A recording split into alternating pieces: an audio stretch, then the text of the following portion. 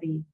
Kemudian untuk sesi selanjutnya kami sampaikan untuk narasumber berikutnya adalah Dr. Lilis yang akan menyampaikan tentang bagaimana menuangkan dokumentasi yang terkait dengan keselamatan pasien di FKTP. Mungkin ini nggak cuma untuk di puskesmas, tapi juga untuk klinik. Ketika menuangkan dokumentasinya itu bagaimana, dan mungkin ada beberapa contoh-contoh dokumen. Di sini mungkin Dr. Lilis sudah hadir sebagai moderator untuk sesi Dr. Lilis adalah Bapak Tri Adi Handoyo SKM MKes. Untuk waktu sepenuhnya kami persilahkan. Terima kasih. Ya, terima kasih atas waktu yang diberikan kepada saya, Bu MOT, Bu Upi. Ya. Assalamualaikum warahmatullahi wabarakatuh. Bapak Ibu, suara saya kedengaran? Waalaikumsalam. Kedengaran, nggih? Jelas. Nggih. Bu Lilis sudah ready, nggih? Standing, nggih? Bapak Ibu yang kami hormati, teman-teman dari puskesmas, klinik, rumah sakit, serta Bapak Ibu pendamping, serta Bapak Ibu surveyor, kita berjumpa kembali nggih di acara Seinesia. Tadi sudah kita dengarkan materi paparan dari Dr. Arzati tentang keselamatan pasien dan penyelenggaraan manajemen risiko, serta standar akreditasi yang terkait dengan keselamatan pasien dan manajemen risiko. Dan sudah banyak sekali juga pertanyaan dan sudah dijawab oleh kedua narasumber. Dan tentu saja semua itu masih ada yang kurang ya, karena kita belum mendengarkan tentang bagaimana sih untuk menyusun dokumen keselamatan pasien dan manajemen risiko yang nanti akan dibawakan oleh Dr. Lilis Handayani Pujiati. Sebelumnya saya share screen biodata dulu nggih, Bu Lilis nggih. Mohon izin. Ini saya belum menyapa Dr. Lilis karena ini saya bacakan dulu kurikulum vitae-nya. Ya, beliau Dr. Lilis Ujianti ini nggih. Mungkin Bapak Ibu talfok dengan kucingnya ini. Nama Dr. Lilis Handayani Ujiati, tanggal lahir 10 Maret 69, alamatnya di Wonosobo. Pendidikan Fakultas Kesehatan Universitas Sultan Agung tahun 1994. Kemudian riwayat pekerjaan bisa dibaca sendiri di layar. Dokter Rumah Sakit Aryo Wirawan Salatiga, kemudian Dokter Puskesmas Wonosobo, kemudian Kepala Puskesmas Garung, kemudian PLT Kepala Puskesmas Mojo Tengah, kemudian Kepala Puskesmas Wonosobo 1, kemudian Dokter Puskesmas Laksono 1, dan kembali ke atas Kepala Puskesmas Garung. Dan di samping itu selain sebagai surveyor akreditasi, beliau juga sebagai dokter klinik di PT Aqua Danon sampai dengan sekarang. Sudah siap nih Dr. Lilis? Halo? Siap, Pak. Kami persilakan Dr. Lilis untuk menyampaikan materinya sampai dengan jam 12. Nanti jam 12 saya ingatkan, Dr. Lilis, monggo. Share screen sendiri, nggih. Ya. Monggo. Ya, terima kasih. Mohon maaf untuk menyita waktu beberapa menit untuk menyiapkan. Saya akan coba sampaikan untuk penyusunan dokumen keselamatan pasien. Sudah, lanjut. Ya, teman-teman, ini sekedar menjelaskan bahwa standar itu sudah ada revisi pada tahun 2015 dan standar revisi yang terbaru, di mana kalau untuk FKTP di puskesmas itu untuk standarnya dari dulu bab 9 menjadi bab 5 gitu ya. Dan ini saya tidak tinggalkan teman-teman yang di klinik, karena di klinik pula ada beberapa revisi yang terbaru. Jadi dahulu 2019 itu memang tersosialisasi untuk standar di klinik itu ada 4 bab, tapi untuk ini nanti walaupun belum ada PMK-nya, belum diresmikan oleh kementerian, tetapi akan berubah menjadi 3 bab. Dan upaya peningkatan mutu dan keselamatan pasien ini ada nanti di bab 1. Oke, lanjut. Lanjut, Pak. Pak Tri. Ya.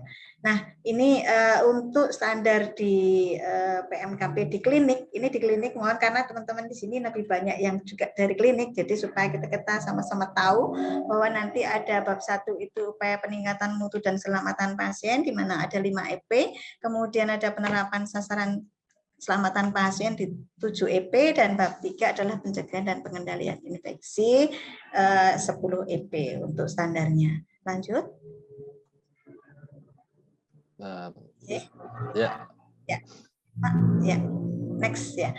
Nah, untuk di peningkatan mutu dan keselamatan pasien di bab 1, bahwa teman-teman ada 6 elemen penilaian yang harus disiapkan oleh teman-teman puskesmas, di mana ini juga tidak bisa kita tinggalkan karena ini semua akan menjadi dokumen, di mana ada elemen penilaian 1, penanggung jawab klinik menetapkan penanggung jawab dan tim mutu berupa regulasi, kemudian 2, ditetapkan program peningkatan mutu dan keselamatan pasien, regulasi juga, ada indikator mutu layanan yang diukur, dievaluasi, dianalisis, dan ditindaklanjuti, serta dilaporkan kepada penanggung jawab klinik. Ini nanti ada regulasi, dokumen, dan wawancara. Kemudian 4, insiden keselamatan pasien dilaporkan dan dilakukan investigasi sesuai dengan ketentuan. 5, ada daftar risiko klinik setahun sekali, kemudian bukti klinik telah menindaklanjuti FMEA. Nah, jadi ini dokumen yang harus disiapkan. Ini ada beberapa contoh, monggo lanjut. Next. Next, Pak. Udah? Iya. Nah, ini yang di puskesmas. Ini yang di puskesmas sama sebenarnya ya, sama, tetapi nanti kita lihat ini. Berarti dari regulasi itu bahwa teman-teman nanti di puskesmas ataupun di klinik sudah harus menyiapkan SK tim mutu. Ya, SK tim mutu regulasinya itu yang mendasari dari semua kegiatan mutu yang ada di puskesmas. Nah, ini ada beberapa contoh dari puskesmas Jenuh dari Jawa Timur, ini bagus sekali dan bisa dicontoh untuk struktur organisasi mutunya ya. Ini untuk puskesmas. Lanjut, next. Nah, ya, ini lanjut saja ya. Jadi kalau untuk di klinik, lanjut Pak, di next aja Pak. Ya, lanjut. Nah, ini pemilik klinik. Untuk klinik, sebentar Pak. Sebelum ini. Reviews. Ya, sebelumnya lagi. Ya, ini. Sebelumnya, ya. Jadi ini dulu ya. Saya jelaskan bahwa untuk klik 1 kali lagi. Untuk penanggung jawab klinik itu nanti akan menunjuk di situ penanggung jawab mutu, di mana di situ akan dapat dibantu oleh teman-teman koordinator. Ya, ini di klinik itu nggak mesti banyak orang, jadi bisa nanti di teman-teman bisa dalam tanda petik lu lagi ya yang jadi koordinator keselamatan pasien, ya jadi koordinator PPI, K3. Nah, monggo ini sesuai kebutuhan dari klinik tersebut ya, tergantung dari orangnya masing-masing. Dan untuk struktur organisasi untuk klinik ini juga tidak rigid, bisa dipakai sesuai kebutuhannya. Dan dalam hal ini adalah penanggung jawab mutu ini harus melaporkan hasil kegiatan programnya ini kepada pemilik klinik dalam tanda petik. Ya. Lanjut Pak. Nah, jadi tadi berupa regulasi-regulasi untuk struktur organisasinya, ya. Untuk regulasi-regulasi yang lain, ya, klinik atau puskesmas itu harus menyiapkan panduan keselamatan pasien. Ini contoh dari puskesmas Jenuh saja, beberapa sudah ada, nanti kita sampaikan untuk contohnya, di mana pada bab-babnya itu tata laksana harus sudah ada di situ tertulis untuk penanganan insiden, tim keselamatan pasien, pelaporan insiden dan lain-lain sudah diatur di dalam panduan keselamatan pasien dan pelaporan insiden. Nah, lanjut Pak. Oke. Oke. Lanjut. Nah, ini untuk teman-teman di puskesmas maupun di klinik itu juga harus menyiapkan sebelumnya Pak. Sudah. Sebelumnya. Nah, ini untuk teman-teman di puskesmas dan klinik juga harus menyiapkan program mutu dan keselamatan pasien. Next. Atau non sewu gimana? Saya. Kenapa yang share screen Bu Lilis lagi? Yes, kayaknya beda nih Bu. Sepinggih. Ya, saya stop screen. Ya, siap. Sewu nggih. Mohon maaf teman-teman. Saya gini kecil aja ya. Sebentar saya carikan untuk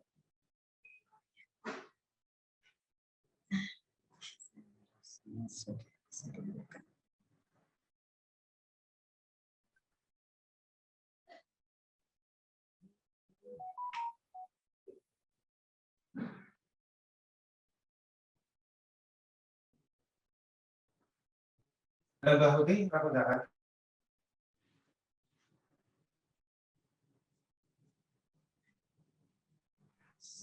Sudah terlihat teman-teman? Slideshow Bu, tinggal slideshow. Ya. Oke, ya. Terima kasih ya Pak. Oke, ya. Jadi ini udah sampai tadi ya. Lajeng. Ya. Ini beberapa SK penyelenggaraan untuk kegiatan 6 sasaran keselamatan pasien dan pelaporannya apabila terjadi. Jadi ini memang suatu penguatan di mana teman-teman apabila akan melakukan kegiatan di 6 sasaran keselamatan pasien itu sudah ada SK-nya. Kemudian ini untuk panduannya tadi, dan ini untuk 5.1 masih kita harus berpikir untuk program mutu dan keselamatan pasien. Di sini masuk beberapa kegiatan-kegiatan, yaitu program mutu dan keselamatan pasien, baik di administrasi manajemen, baik di UKP, di UKM, semua mohon dibikin untuk program mutunya, karena agak sedikit berbeda-beda, di mana program mutu ini isinya adalah rincian-rincian semua kegiatan, kemudian sasarannya apa, cara melaksanakan kegiatan bagaimana, jadwalnya, tanggung jawabnya siapa, kemudian untuk koordinatornya siapa dan pakai dana apa. Nah, ini dibikin pada waktu awal tahun atau akhir tahun sebelum kita melaksanakan kegiatan. Nah, dalam melaksanakan kegiatan mutu di puskesmas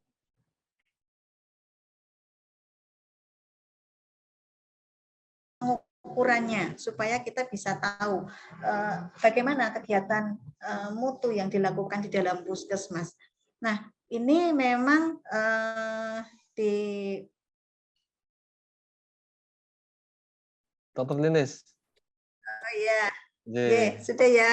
Ampun. Bisa terlihat.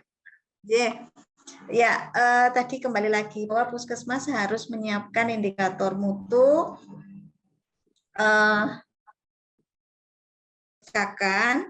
dan ini meliputi indikator mutu prioritas puskesmas, indikator mutu unit layanan program, indikator mutu PPI dan sasaran keselamatan pasien, serta indikator nasional mutu. Nah, bagi teman-teman yang sudah membuat, nanti ada di dalamnya lampirannya berupa pengukurannya.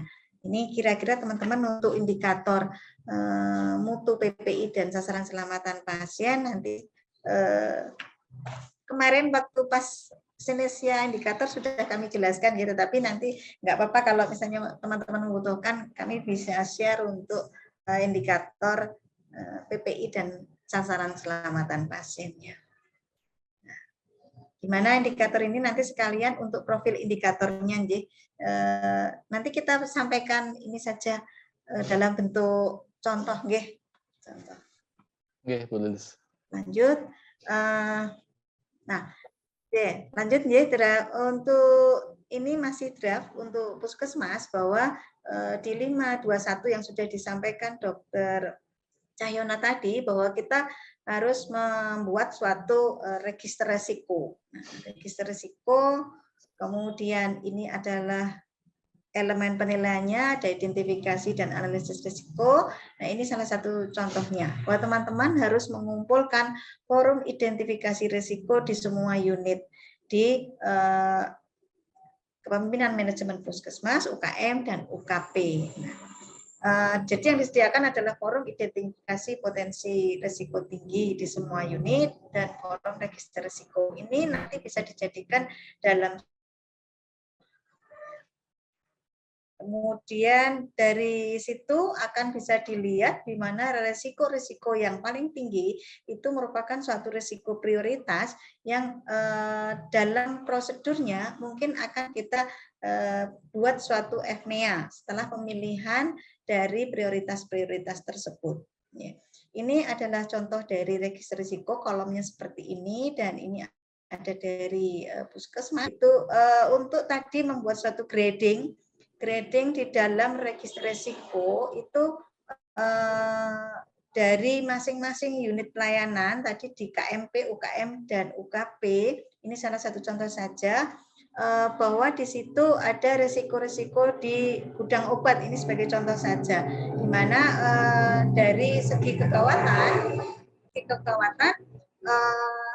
ditulis moderat, dari segi peluang jarang terjadi, sehingga tingkat risikonya adalah sedang, gitu ya. Jadi severity kali dampak kali probabilitas. Kemudian dari di situ dibuat suatu analisis penyebab terjadinya apa, mengakibatkan apa, bagaimana cara mencegahnya atau meminimalisasi risiko, kemudian upaya pencegahan jika terkena risiko. Di situ dituliskan juga penanggung jawab dan pelapor, ya pelapor. Sehingga ini dari sekian masalah ini kita bisa lihat gradingnya, di mana nanti adalah mana yang paling potensial dan itu yang akan segera kita tindak lanjuti. Nah, ini salah satu contoh, tadi ada di ruang UKP, kemudian ada di unit layanan, di sarana prasarana, di mana di situ ada berkaitan dengan MFK di 1.4, sehingga tadi yang dijelaskan Dr. Cahyono itu kira-kira seperti ini bentuknya.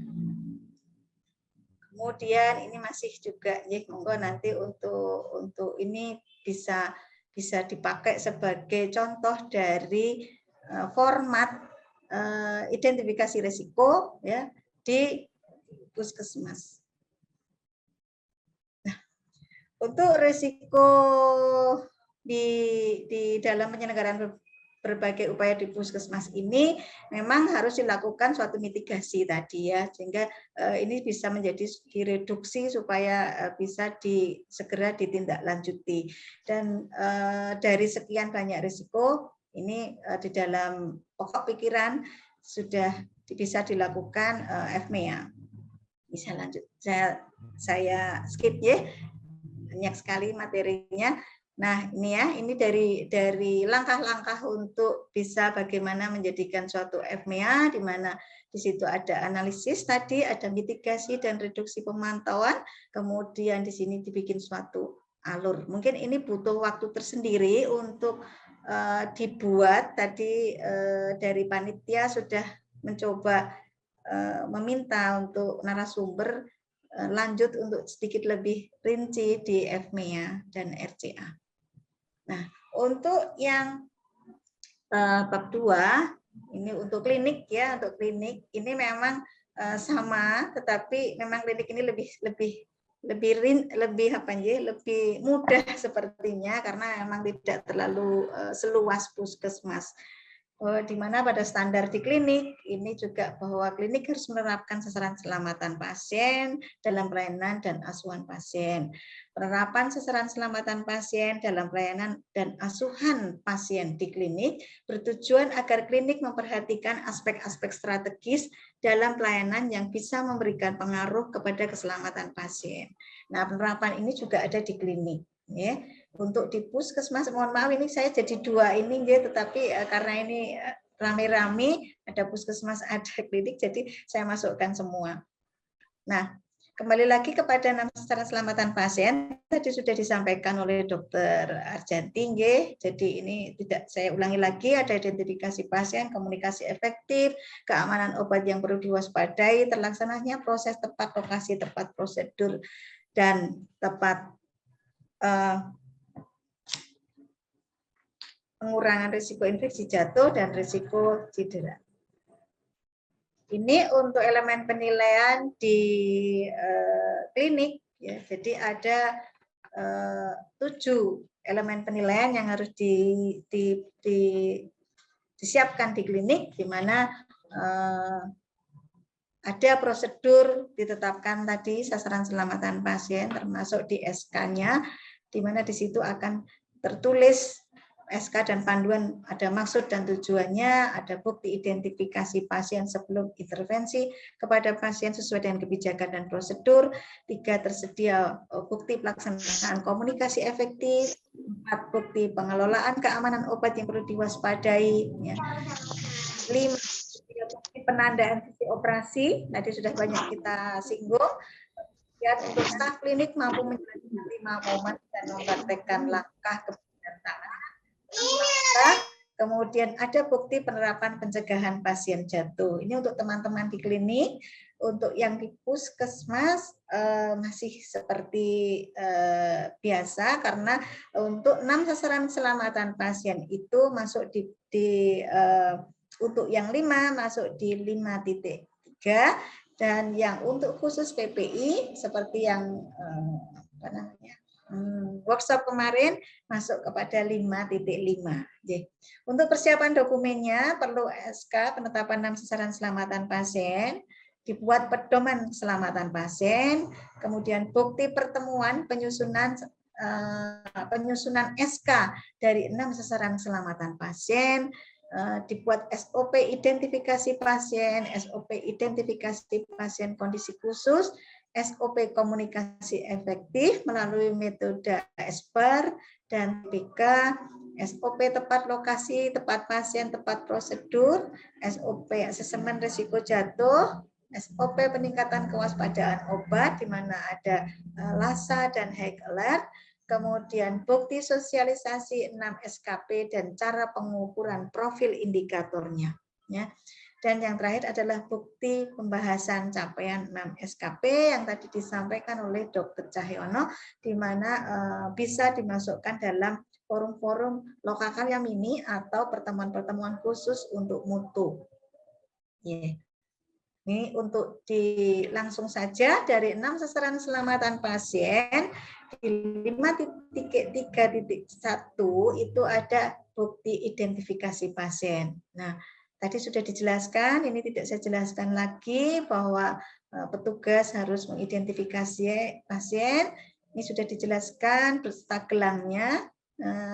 Saya akan mencoba menjelaskan untuk lanjut, ya, bahwa di dalam identifikasi pasien ini bukti yang paling disiapkan selain yang sudah tertulis tadi adalah teman-teman harus mengisi di aplikasi, ya, indikator nasional mutu, ya, di mana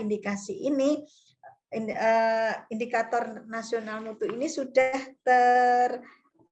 terobservasi, di mana laporan-laporan dari Bapak Ibu ini akan langsung diketahui dan dimonitor oleh Dinas Kesehatan dan sampai ke kementerian. Sehingga ini adalah, kalau memang ada waktu nanti kita buka sebentar untuk indikator, ya, aplikasinya.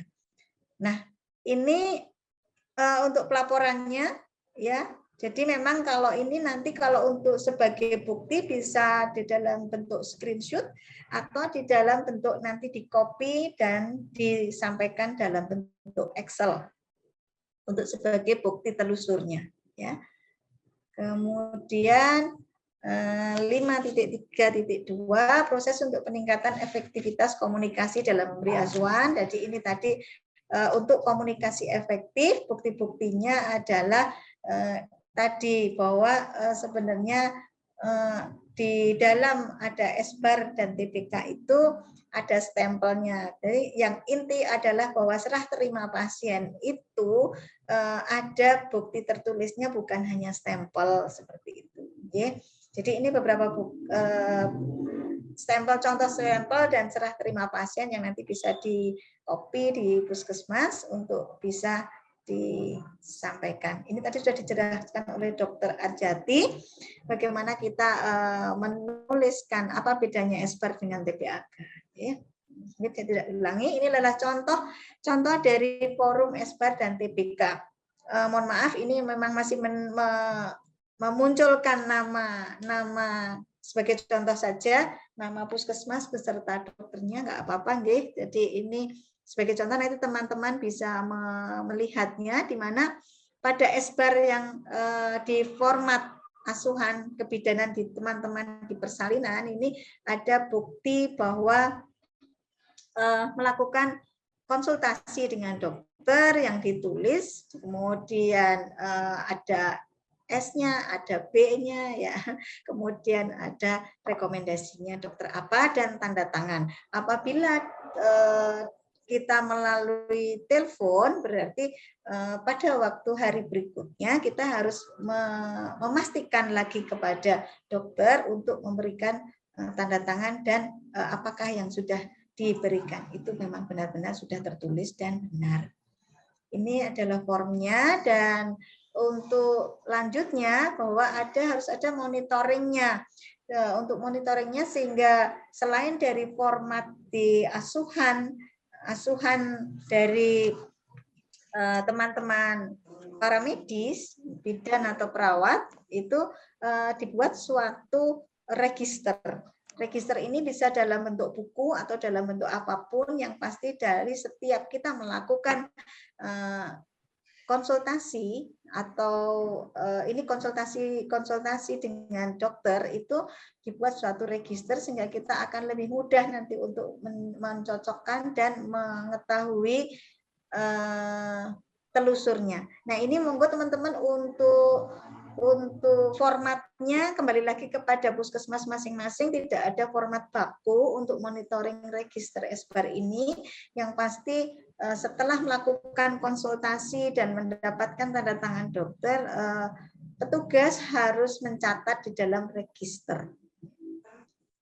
Kemudian lanjut saja untuk 5.3.3, di mana di situ ada peningkatan keamanan terhadap obat-obatan. Saya tidak menjelaskan ini, hanya beberapa contoh saja. Ini beberapa contoh bahwa di puskesmas harus dibuat suatu daftar obat high alert dan LASA. Ya. Kemudian bukti dilakukan sesuai prosedur, bukti dilakukan sesuai kebijakan dan prosedur. Kemudian ada SOP-nya. Nah, ini memang sekali waktu kita harus memasukkan audit di dalam prosedur-prosedur ini. Ya, jadi memang tadi sudah disampaikan bahwa ada beberapa obat-obatan yang masuk di dalam high alert dan LASA. Nah, ini juga sama untuk forum nama-nama yang mirip-mirip dibuat suatu pembedaan di LASA. Yang penting bahwa sebenarnya untuk di obat itu perlu ada ketersediaannya, bagaimana aksesnya, bagaimana resepnya. Ini termasuk di dalam keamanan obat, ya. Jadi memang teman-teman sebisa mungkin apabila memang ini semua bisa diaudit itu lebih baik, ya. Ada ketersediaan obatnya, aksesnya, resep-resepnya bagaimana, apakah di situ sudah merupakan penulisan resep yang benar, ada interaksi obat tidak, kemudian bagaimana pemesanannya,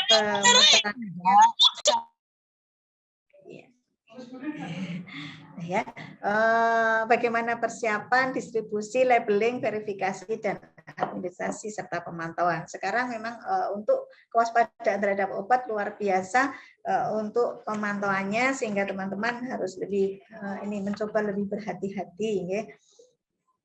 Nah, untuk 5.3.4 ketepatan pasien, tepat prosedur, tepat sisi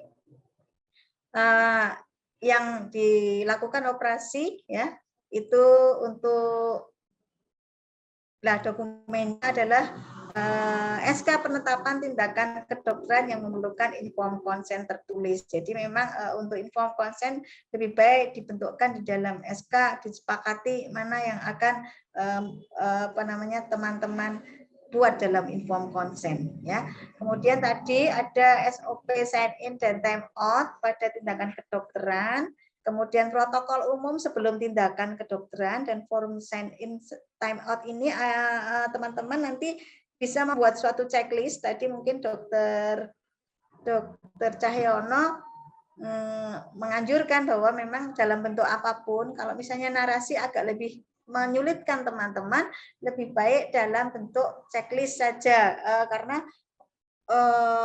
time out ini akan melihat tadi mulai dari mark site, sign in, kemudian time out, dan sign out. Nah, dari time out-nya itu teman-teman bisa membuat suatu checklist kecil saja, mungkin dalam bentuk stempel juga bisa, bahwa di situ sudah dilakukan pemeriksaan ulang sebelum pra-operasi atau pra-bedah dari persiapan operatornya ada tidak, alatnya lengkap atau tidak, kemudian pasiennya, dari kesiapan pasiennya sudah siap atau tidak, kemudian dari sisi prosedurnya sudah disiapkan atau tidak. Jadi memang ini kembali lagi kepada puskesmas, kalau bisa dalam bentuk checklist itu lebih cepat, ya. Kemudian forum monitoring status fisiologi selama tindakan juga nanti karena memang harus ada monitoring pra-operasi, durante operasi, dan post-operasi. Ini juga akan teman-teman lihat pada dokumen terkait di bab 3 UKP 3.4.4.2. Di situ ada prosedur anestesi yang memang harus disiapkan teman-teman. Jadi untuk yang 6 saran di bab 5 ini kita bisa meminjam untuk memberikan kepada teman-teman di UKP. Nah, ini bukti proses verifikasi sebelum tindakan dilakukan. Tadi ada tindakan pra pembedahan. Jadi ini prosedurnya, dan nanti bisa dibuat suatu daftar tilik atau checklist gitu, ya. Nah, ini untuk lokasinya tadi sudah disampaikan bahwa ada sisi lateralisasi, sehingga mana ini diberikan tanda mana yang akan dioperasi. Untuk 5.3.5 yaitu untuk proses mengurangi risiko jatuh, ya.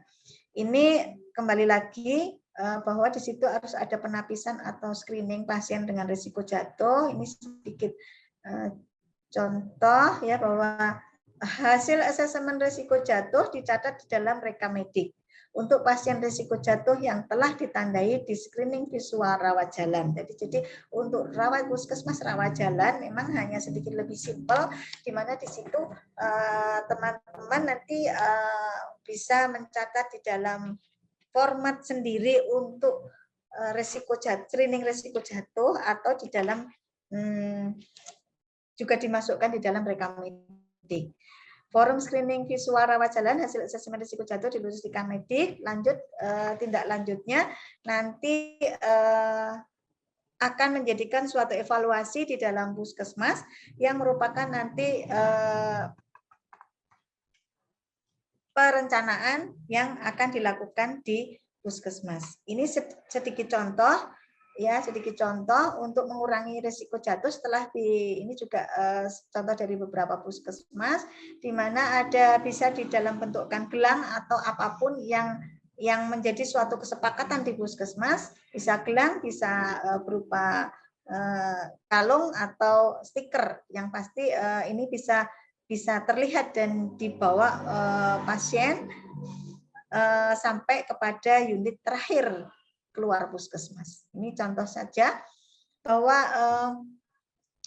ada screening ini yang masuk di dalam format screening, bahwa ini yang disiapkan puskesmas, bahwa di puskesmas ada screening yang berupa triase, di mana di situ ada risiko jatuh, ya. Setidak-tidaknya di situ ada 3 penanda, ya, untuk screening tadi, bahwa dia bukan alat bantu jalan atau tidak, bagaimana gangguan pola berjalan, kemudian dia mempunyai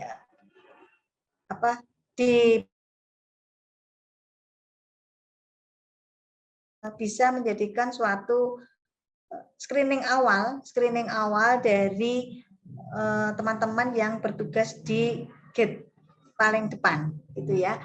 Kemudian dari situ juga sekalian bisa ini dibuat form screening visualnya dalam bentuk screening hambatan. Tadi sudah disampaikan Dr. Arjati, adakah hambatan waktu pasien terscreening masuk puskesmas?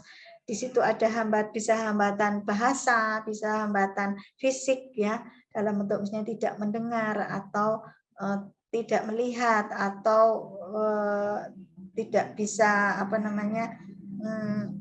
budayanya seperti itu. Ya. Kemudian yang ketiga adalah screening COVID. Ini apabila masih dilakukan oleh puskesmas, ini bisa disatukan dalam bentuk screening semuanya. Nah, ini dimasukkan di dalam rekamedik. Di dalam rekamedik ini bisa resiko jatuh ini di dalam bentukan stiker atau apapun yang di puskesmas yang bisa di mana itu nanti terbawa sampai ke semua unit, di mana setiap unit tidak perlu mengulang bertanya lagi karena sudah ada stiker atau tanda yang menjadi kesepakatan bahwa beliau pasien adalah ada resiko jatuh. Ini bisa diaplikasikan ke teman-teman dan sesuai kesepakatan yang paling nyaman di mana di puskesmas akan dijalankan. Oke, lanjut. Untuk kebersihan tangan diterapkan untuk risiko infeksi ini memang lebih banyak nanti akan masuk di bab 5.5 di mana di situ akan ada, tadi sudah disampaikan Dr. Cahyono, akan ada checklist untuk fasilitas untuk cuci tangan, ya ini harus dilakukan di puskesmas sebagai bahan dari audit bahwa di situ sudah tersedia untuk fasilitas cuci tangan, ya. Ini untuk auditnya, untuk kepatuhan kebersihan tangan, kemudian hasil auditnya juga termasuk di dalamnya adalah fasilitas dari cuci tangan.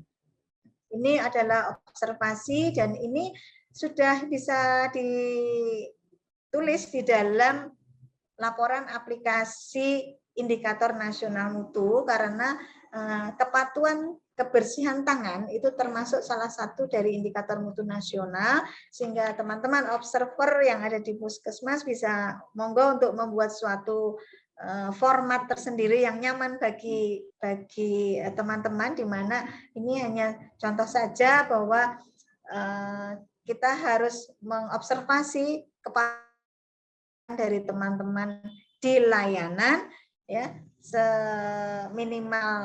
minimal adalah 200 dari momen dari uang untuk cuci tangan. Ini mungkin sudah kita sampaikan di dulu waktu indikator, ya. Nah, ini masuk di dalam indikator mutu nasional. Apabila para observer itu sudah mengisi di dalam, bisa nanti merupakan suatu evaluasi dan monitoring dari teman-teman di layanan. Lanjut, ya. Nah, untuk pasien, untuk budaya keselamatan pasien itu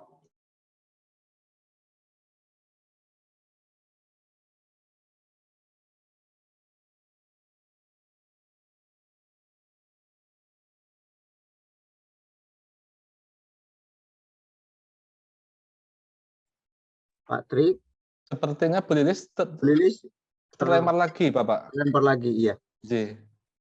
ya. Oh, silakan Bu. Ada. Monggo, Bu Lilis. Kenapa ya? Apa? Nggak apa-apa nih, masih tinggal sebentar Bu Lilis. Sedikit lagi. Ampun nggih. Share screen lagi Bu.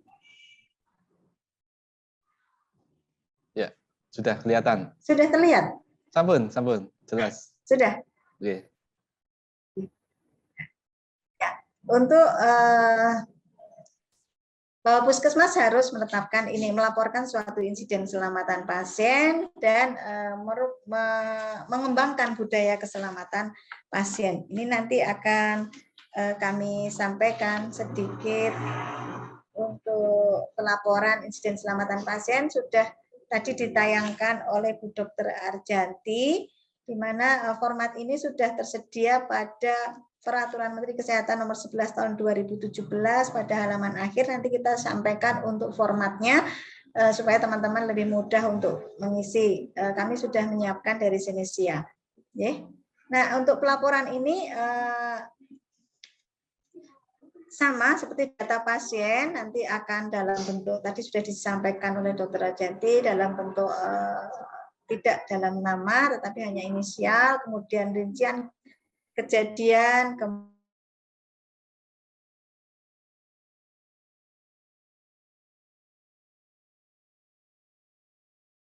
Iya.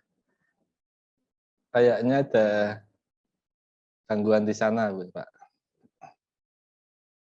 Ya, mohon maaf Bapak Ibu atas ketidaknyamanan ini. Oke. Diteruskan dulu Pak Tri. atau sebentar, saya pindahkan ke gadget aja sebentar nggih. Nggih, monggo. Kayaknya ini agak ini agak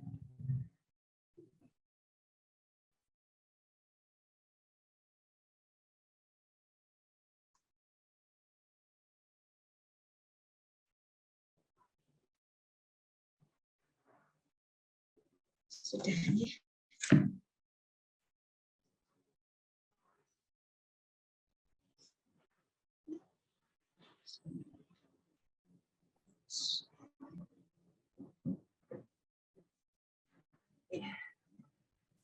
Ya, sudah muncul. Slideshow. Sebentar, saya satu. Ya. Sebentar, tadi sudah sampai di 54 ya? 54 ya. Yang tadi atas yang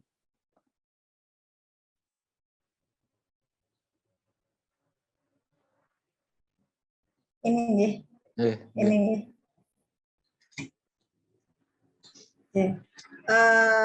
Dilanjut.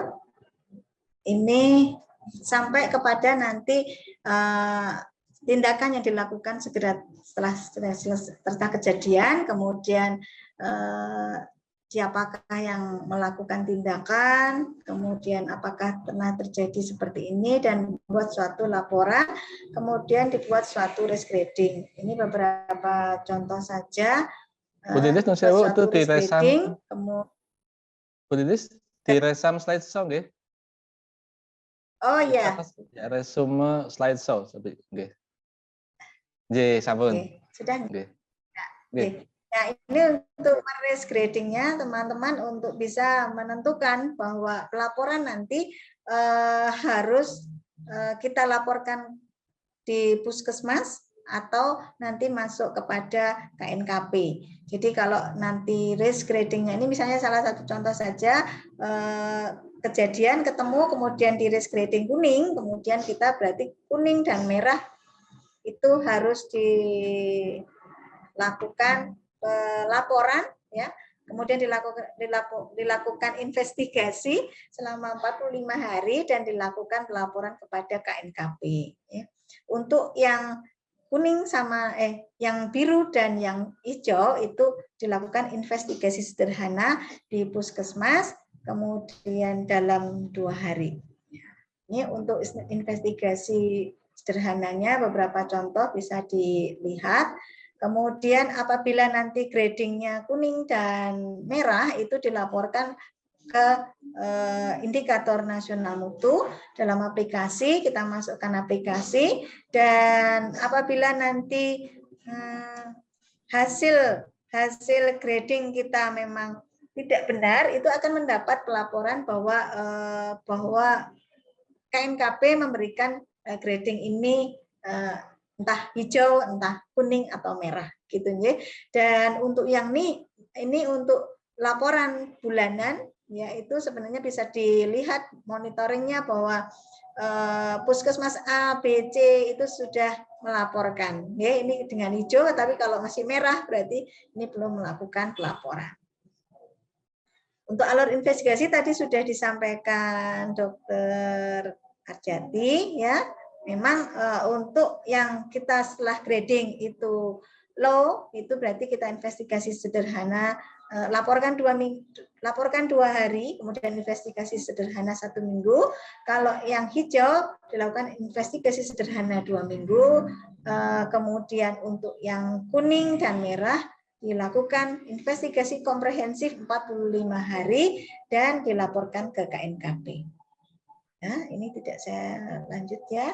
Kemudian ini tadi beberapa disinggung ya, beberapa disinggung bahwa untuk standar budaya mutu kepada pasien, perilaku, laporan perilaku dan tidak mendukung budaya keselamatan. Ini dibuat suatu SK tentang standar perilaku yang tadi juga sudah disampaikan Dr. Cahyono, apa standar perilaku yang boleh dan tidak dilakukan di puskesmas, yang boleh dilakukan di puskesmas dan yang tidak boleh dilakukan di puskesmas. Nanti dibentuk dalam bentukan SK standar perilaku yang mendukung budaya keselamatan perilaku. Kemudian SOP pelaporan jika mengalami perlakuan yang tidak sesuai, serta bukti penyusunan standar perilaku. Ini forum pelaporan perilaku yang tidak sesuai, ya, ini bisa disampaikan kepada tim mutu dan kepala FKTP. Untuk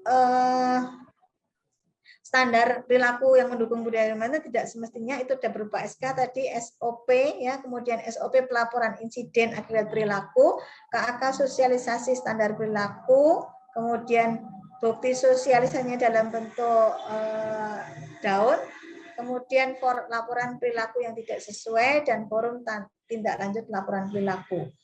Nah, lanjut lagi tadi yang beberapa yang sempat ditanyakan teman-teman itu, sehingga tadi saya menyusulkan ini bahwa di dalam FKTP itu harus ada survei budaya keselamatan, di mana survei ini bisa nanti kita share untuk format surveinya, di mana sebenarnya forum survei budaya keselamatan ini merupakan suatu titik awal di mana kita akan tahu, seperti penjelasan Dr. Arjati tadi, bahwa kita akan tahu titik awal daripada kondisi di dalam FKTP kita. Ternyata memang budaya keselamatan yang mana yang belum dipahami dan dilaksanakan di puskesmas. Dari survei tersebut itu dilakukan di dalam puskesmas, di mana nanti survei ini akan mendapat suatu penilaian, ya, dari kuesionernya ini melalui Google Form. Kemudian kita akan tahu bagaimana sebenarnya harapan dan pemahaman dari teman-teman supaya kita bisa membuat suatu perencanaan kerja. Ini nanti kita share saja dalam bentuk format yang bisa nanti di Google Form kan. Itu. Kemudian ini tadi sudah sehingga budaya perilakunya teman-teman bisa membaca sendiri. Ya. Ini ya sudah tadi yang disampaikan oleh Dr. Cahyono. Nah, sepertinya sudah. Mohon maaf, ini sedikit tambahan yang outbreak tadi. Selain dari Permenkes tersebut yang di PPI di 27 tahun 2018, kemudian ini bisa teman-teman bisa coba lihat juga di pedoman kewaspadaan dini respon SKDR, potensi KLB wabah dan outbreak. Jadi dari situ juga akan kita buat suatu pelaporan-pelaporan monggo bisa dibaca buku ini selain dari Permenkes untuk PPI, keselamatan pasien dan K3. Ini semua bisa dipilah-pilah nanti sesuai kondisi, dan apabila ada outbreak jangan lupakan untuk melihat buku pedoman sistem kewaspadaan dini dan respon. Itu rasanya sudah ya, waktunya sudah habis, pas tepat selesai. Pas jam 12. Mohon maaf kalau tadi banyak sinyalnya kurang bagus. Saya agak di gunung. Terima kasih teman-teman. Monggo saya kembalikan kepada Pak Tri. Ya, terima kasih Dr. Lilis. Aplaus untuk Dr. Lilis. Waktu tepat sampai jam 12 ya. Kita masih memiliki waktu setengah jam. Mohon izin Dr. Lilis, barangkali nanti ada beberapa pertanyaan ya dari para peserta, dan ini sudah ada 3 yang masuk di chat room. Mohon izin saya share screen. Bapak Ibu yang akan langsung menyampaikan pertanyaannya bisa langsung raise hand, tapi karena ini belum ada yang raise hand, mungkin ini bisa dijawab satu persatu Dr. Lilis. Halo. Ya. Yang pertama ini dari Bu Dr. Endah dari Puskesmas Dukuhwaru, Kabupaten Tegal. Kami Puskesmas Rawat Jalan, untuk pasien risiko jatuh, apakah pasien masih harus diberi gelang kuning?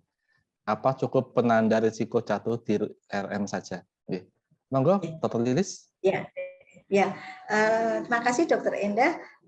Untuk pasien risiko jatuh itu sebenarnya tetap harus diberikan tanda pada yang bersangkutan. Jadi pada pasiennya supaya terlihat, supaya beliau akan mendapatkan prioritas, entah diberikan alat bantu atau didampingi atau dalam bentuk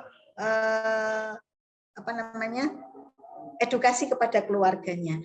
Jadi kalau kita sudah membuat suatu penapisan di screening awal bahwa pasien tersebut sudah dicap risiko jatuh, pasti akan segera diberikan tanda. Tanda tersebut tadi kita bisa pilih di puskesmas sesuai kesepakatan saja.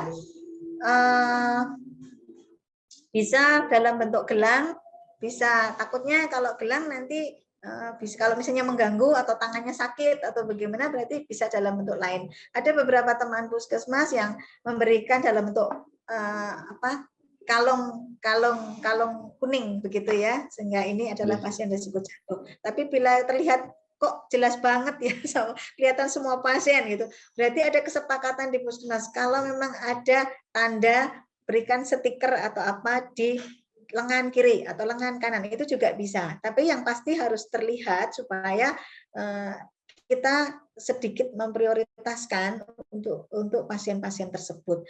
Selain kita juga harus memberikan penanda risiko jatuh itu di rekam medik, karena rekam medik ini akan dibawa sampai kepada dokter atau pemeriksa ya, di mana ini akan langsung terlihat, oh ya ini merupakan pasien risiko jatuh.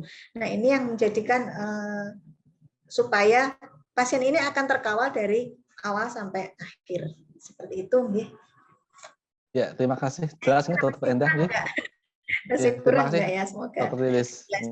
Ya. Untuk yang kedua dari Dr. Alif, Puskesmas Serondol, Semarang.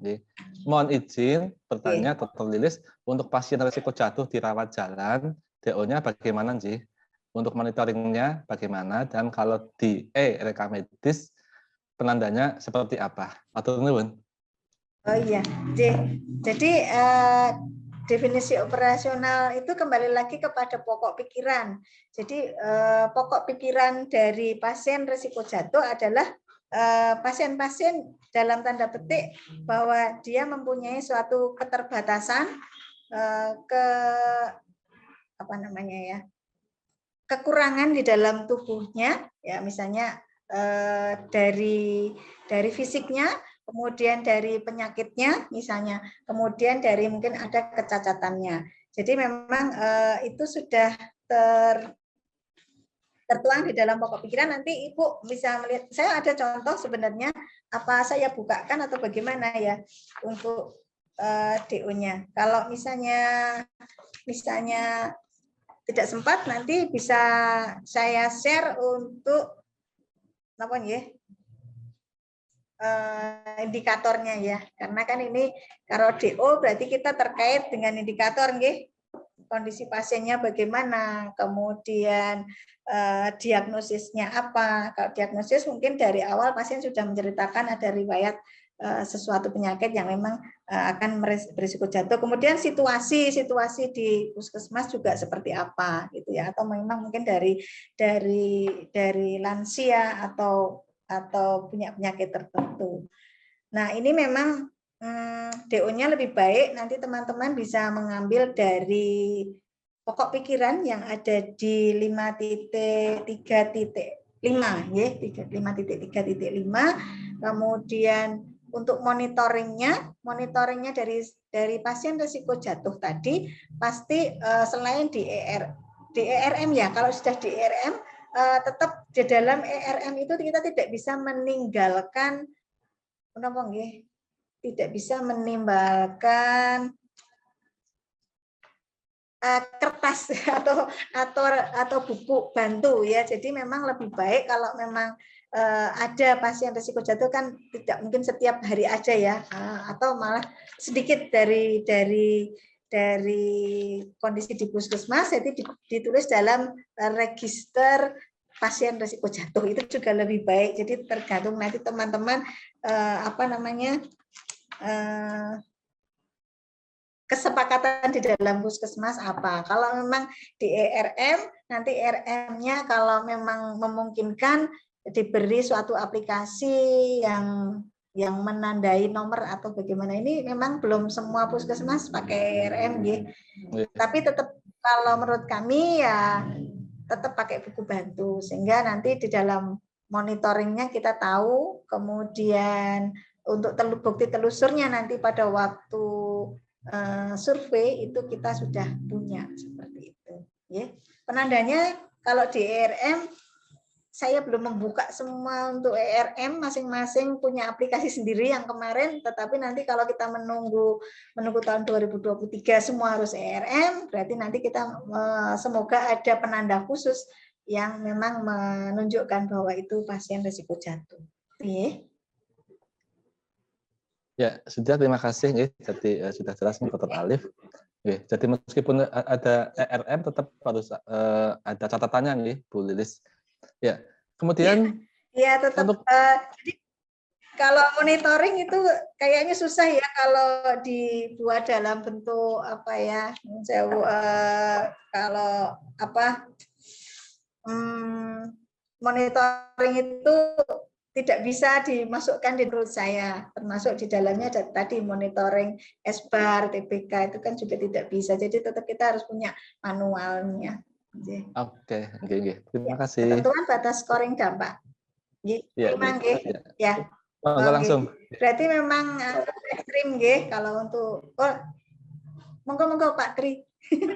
Monggo langsung aja Bu. Ini yang dari Bu Tuti Dinkes Purworejo nggih. Monggo bisa dilihat pada Permenkes 25 tahun 2019 bahwa dampak scoring yang 5 itu pasti ada ekstrimnya, jadi memang benar-benar membuat suatu dampak yang besar, sehingga nanti akan scoring 5 kalau probabilitasnya sering, jadi dia merupakan suatu prioritas. Nanti Ibu bisa lihat untuk lengkapannya di Permenkes 25 tahun 2019.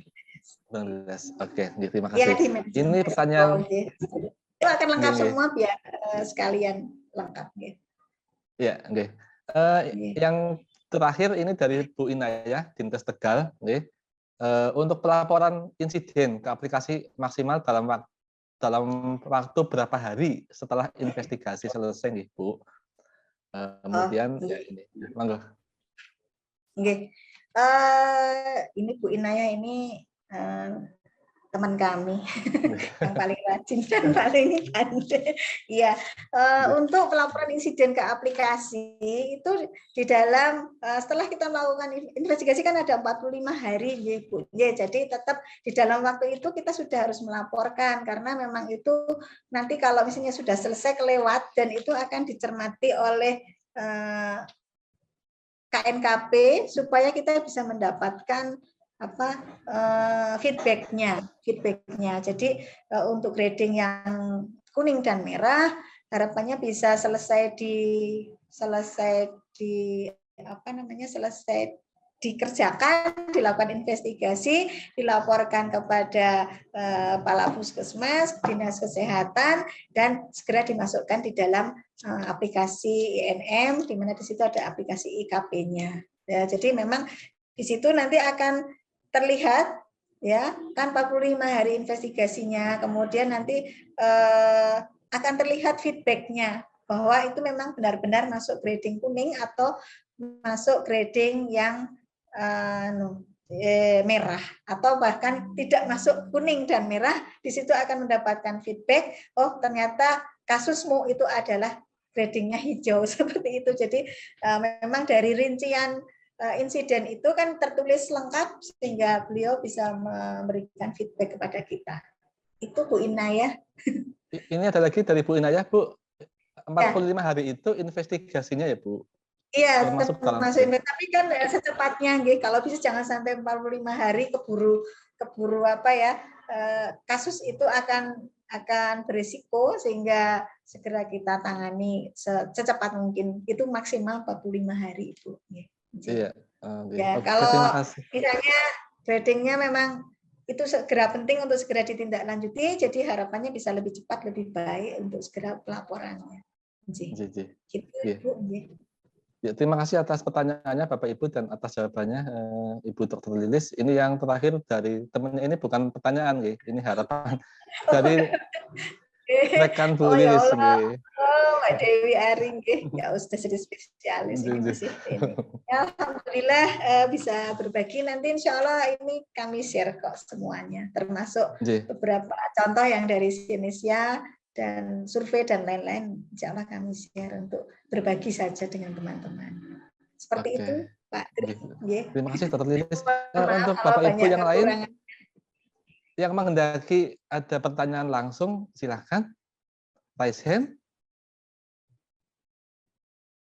Ya, ini yang di chat room sudah habis.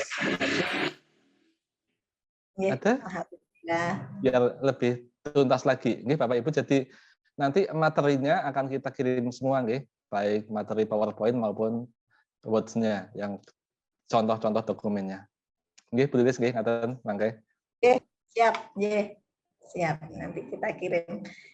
Ya, tadi karena Ibu, ada beberapa yang register resiko tadi saya ganti karena memang dahulu pada standar yang terdahulu itu ada identifikasi potensial resiko, kemudian ada register resiko yang sudah terjadi itu register resiko.